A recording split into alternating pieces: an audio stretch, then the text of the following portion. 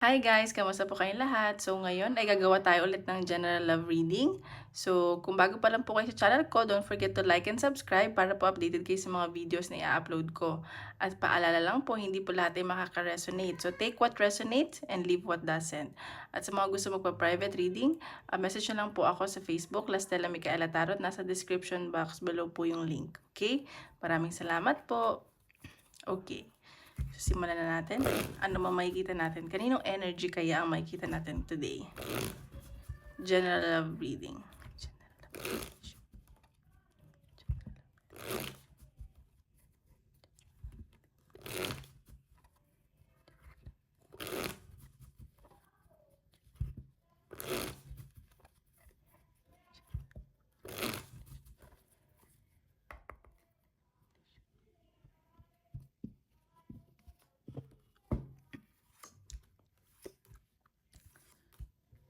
Oh, okay. So, sa nakikita ko, siguro mga single yung mga nandito. Nakikita ko na parang nagkakaroon kayo ng may nagugustuhan kayo.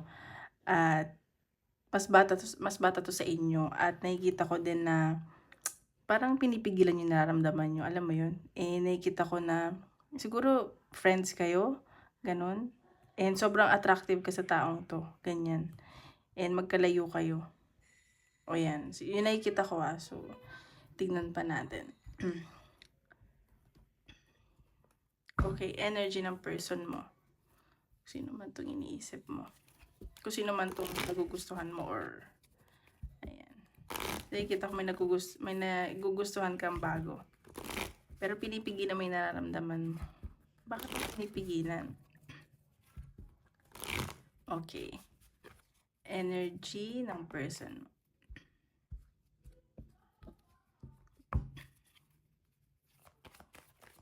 Pinipigil mo dahil ayan oh my god, hindi ka makapaniwala na nagustuhan mo to, and parang namamanifest mo kasi siya.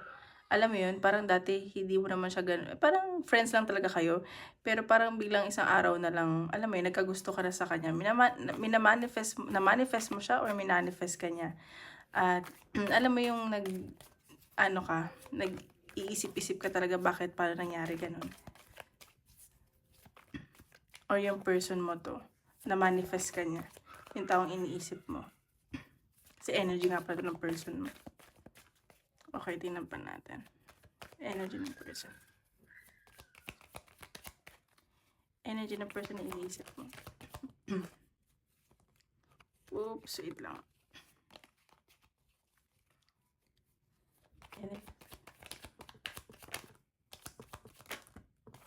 Isa lang po.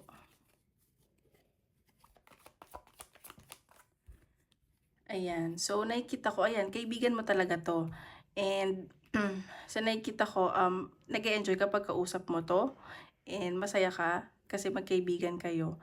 And, sa nakikita ko, yung person mo, siguro, meron siyang iba, or may karelasyon ka, or ikaw. Ayan. Tapos, nagkagusto ka sa kanya.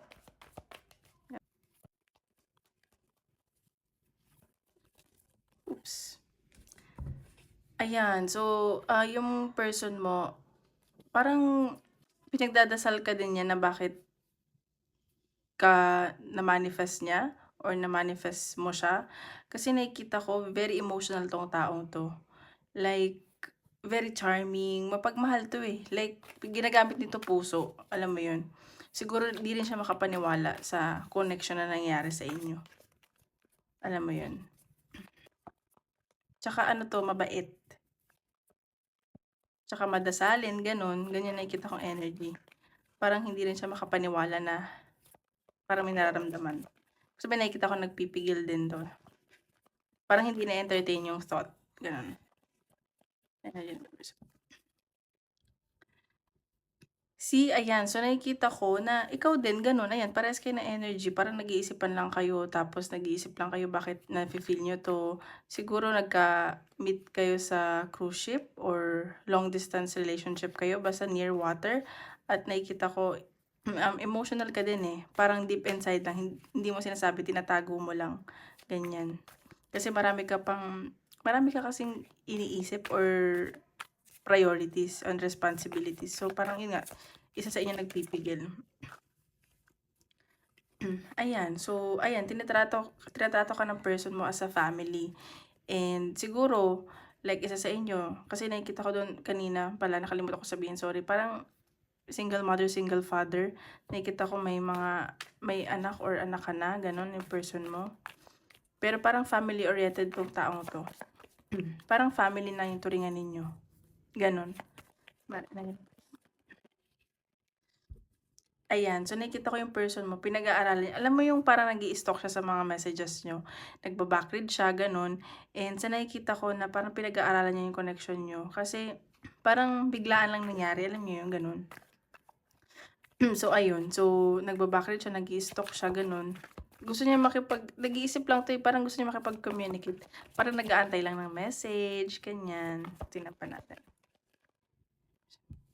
Ayan o, hindi to makatulog sa gabi kakaisip sa'yo. Like, napupuyat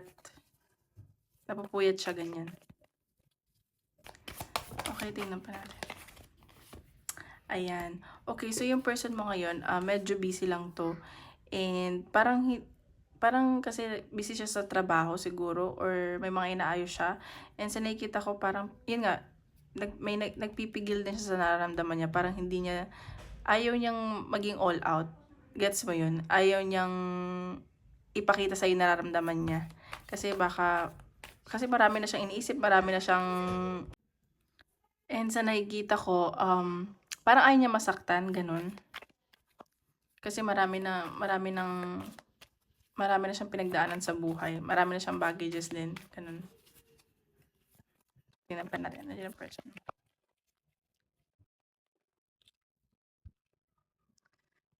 Ayan, so, nakikita ko dito na parang, ayun nga, nagfo-focus siya sa trabaho niya ngayon para hindi ka niya maisip. Alam mo yun?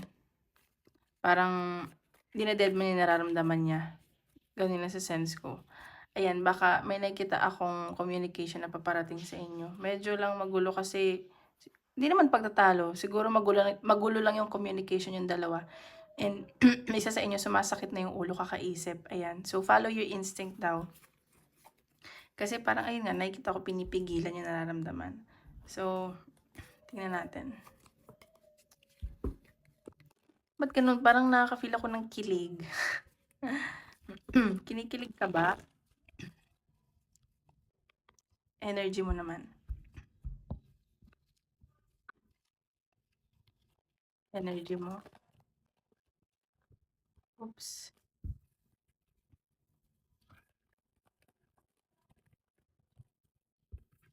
Okay. See, ikaw, nafe-feel ko na kapag kausap mo siya,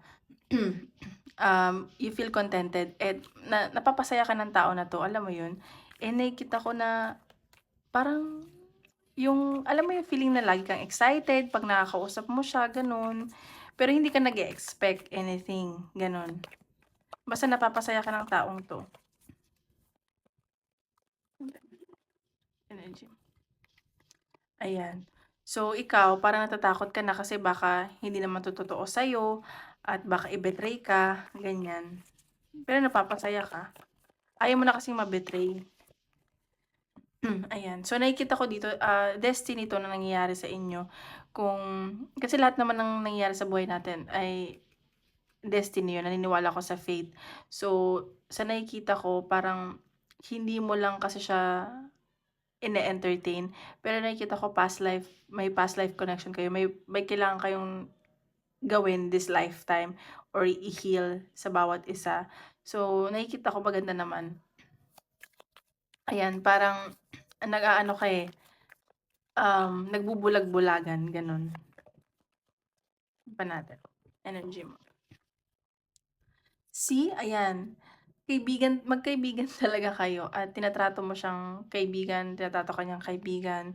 So, ayan. So, nakikita ko na, alam mo yung parang pinag-usapan niyo lang, okay, friends tayo. Pero deep inside, parang ayaw niyo aminin na may gusto kayo sa isa't isa.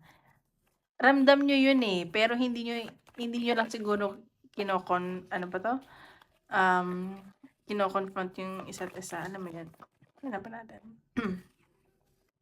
Ayan, so ikaw parang hindi mo alam kung anong gagawin mo, parang sino-surrender mo na lang 'to sa kay Lord or sa universe.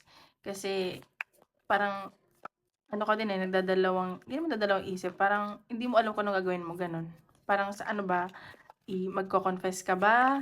Ayun, confront, ano yun kaya, ko-confess ka ba or what? So, gano'n yung nakikita ko. Pero masaya ka dito 'pag nag-uusap kayo, energy mo.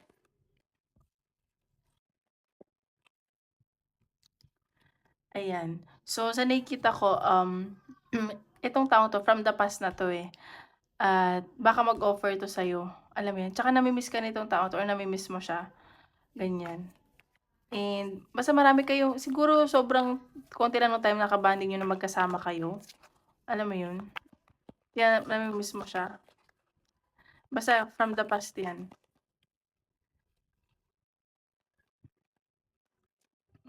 Energy mo, tingnan natin.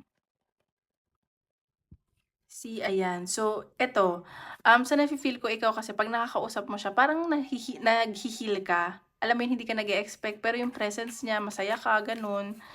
Hindi ko masasabing attachment, pero gano'n yung nakikita ko. Parang naghi-heal ka sa connection na 'to. Parang kahit na walang something sa inyo, alam mo yung masaya ka. Yung nawawala yung mga lungkot mo, yung mga trauma mo, gano'n. Yan pa natin. Ayan. So, nakikita ko dito parang kinokontrol mo din yung emotion mo. Kasi ayun nga, natatakot ka. At nakikita ko dito na parang hindi parang ikaw yung tao na ayaw mong masaktan kaya parang nagiging pinapakita mo na okay, hindi dapat dapat ganito yung mangyari. Basta ikaw yung nagkokontrol sa sitwasyon. Sa nakikita ko. Okay ka ba? Ayan, oh my God. So, baka magkita pa kayo and anytime soon. Ayan 'no, sobrang ano siya sa'yo, passionate at nakikita ko na mas magiging ayos yung connection mo. Kung hindi lang pipigilan, kung maayos lang yung communication niyo, magiging maayos 'to.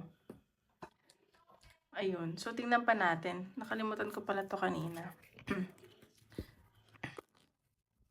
General love reading.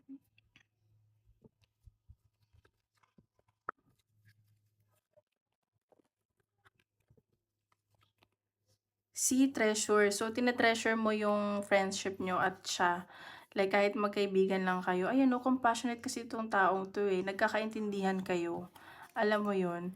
Parang ang dami niyong alam mo yung 'pag nag-uusap kayo like ano lang, chill lang, gano'n, no drama, no negativity, yun yung nase-sense ko. So, compassionate kayo sa isa't isa. So, tingnan pa natin. Love reading, possible outcome or kung ano man sabihin ni universe.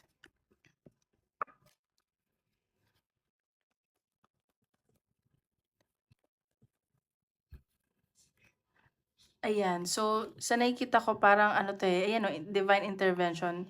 Like, pinapag-reflect ka ni universe, alam mo 'yun? And sa nakikita ko na parang overflowing kasi yung I mean, na-overwhelm ka sa nararamdaman mo ngayon sa situation at yung pagmamahal mo, hindi ba pagmamahal, yung feelings mo parang overflowing, gano'n. And ayan, so siguro ano 'to, divine timing na din. Siguro ayun nga, may tinuturong lesson sa inyo. Oh my God, so baka ikasal kayo or mag-iya siyang magpakasal and baka dun kayo mauwi, gano'n? Or kasal na 'tong taong 'to before? Gano'n nakikita ko. Kasal na ba siya noon or isa sa inyo? Ayan, so nakikita ko strong yung nararamdaman niyo sa isa't isa, alam mo 'yan. Ayan oh, baka mag-propose pa 'to sa'yo or mag-commit na siya sa inyo. Nakikita ko darating sa point na mamahalin niyo yung isa't isa. Ayun, siguro wala lang pagpipigil and mag-usap lang kayo maayos, magiging maayos pa 'to. Alam mo 'yun. So, tingnan pa natin.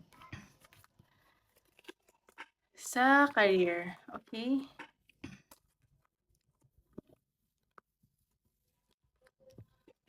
Okay. Career, general ability. Career, career.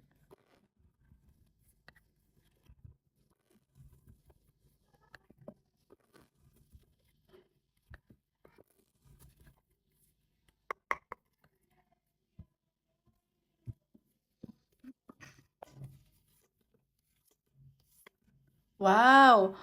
Okay, sa nakikita ang ganda naman nito. God, ang ganda. So nakikita ko dito, may celebration na magaganap, may paparating sa'yong pera, maayos yung kaperahan mo at may travel ako nakikita biglaan 'to at gustong-gusto mo 'to. Marami kang mami na bagong kaibigan. Ayan, kung kanino man 'tong ayan oh, may success card. Wow, congratulations in advance. Hala, ang ganda naman ng reading ngayon ng career, tsaka ng love reading. Ang ganda ng reading ngayon, oh my God. Ayan, so maganda naman yung nakikita ko. So may pag-travel ako nakikita and baka mag-abroad ka. Biglaan lang 'to, magugulat ka na lang and nakikita ko gustong-gusto mo 'tong bagay na 'to. At sobrang magiging masaya ka. At kung ayan, at kung nasa trabaho ka man baka may promotion, gano'n. 'Di ba natin career reading. Alam mo pinagdasal mo talaga 'to, eh. Ayan, so judgment. So nakikita ko, ibibigay na sa universe yung matagal mo nang hinihiling. And alam mo kasi, parang kung naging toxic ka dun sa dati mong trabaho or sa trabaho mo noon, nakikita ko magiging maayos na lahat. Like ito talaga yung nakalaan para sa'yo. At sa nakikita ko na parang naging tahimik ka lang eh, nag-reflect ka lang. Ayan, kasi alam mo yung ano pa rin, pinipili mo pa rin maging compassionate tsaka mapagmahal. So, ibibigay na talaga sa'yo ni Lord at ni Universe. Sobrang ganda ng reading. I mean, sobrang natutuwa ako. Kung kanino man tong reading na to, congratulations. So, tingnan pa natin. Career reading, okay?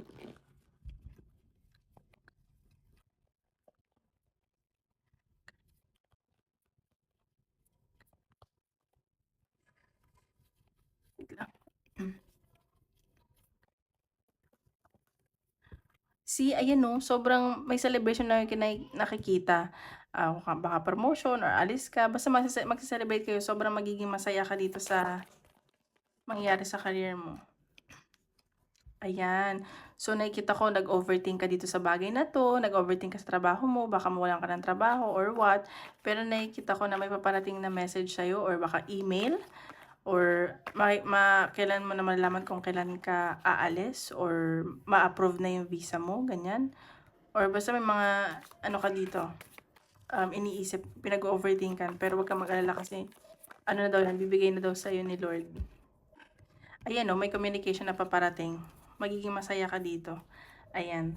Ay, congratulations naman. Ang ganda ng reading. So, tingnan pa natin. Baka may matanggap kang message.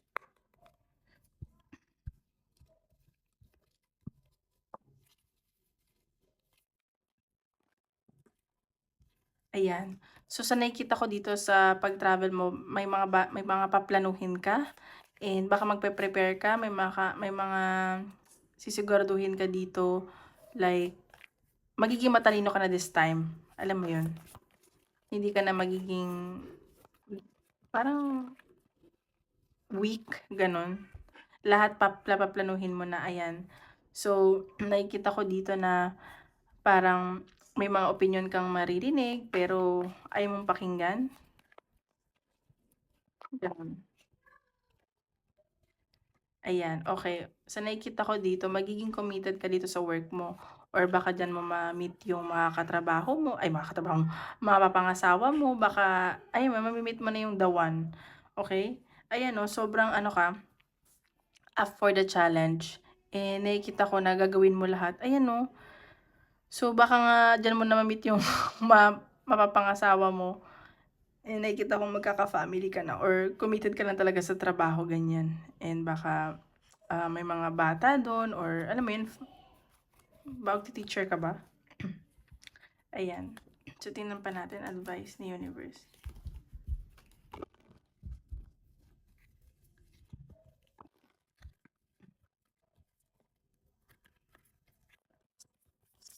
Sa career advice ni Universe. Okay, voyage of the heart, love flows through you and to you. Ayan, so sinasabi ko nga na parang, ah, hindi ka parang nagtanim ng galit sa dati mong trabaho or sa work mo at talagang pinapaano mo pa rin yung pagmamahal. Mahal mo din yung trabaho mo. At sa nakikita ko na ayan oh, paparating ka na sa destination mo. Ayun nga, may nakikita akong travel, kung mag-abroad ka man, ito na to, your light is shining brightly. So, parang magiging ano ka dun eh. Um, para bang shine ka, shine. Like, ano ba?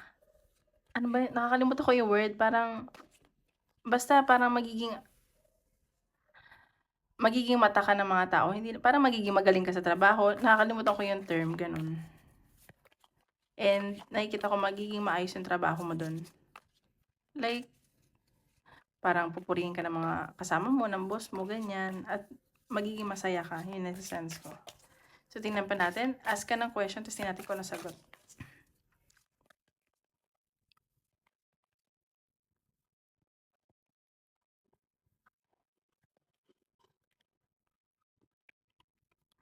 Ayan, opportunity. So, nakikita, ayan oh, tingnan mo oh, big happy changes. So, may opportunity paparating sa'yo at magiging masaya ka talaga dito. At malaking bagay to, like, sobrang malaking twist to sa buhay mo. Ayan. So, ayun lang. Maraming salamat at sobrang ganda ng reading today. Congratulations. So, ingat kayo guys. So, kung gusto nyo magpa-read, message nyo lang ako nasa description box below. Okay? Maraming salamat. Bye-bye!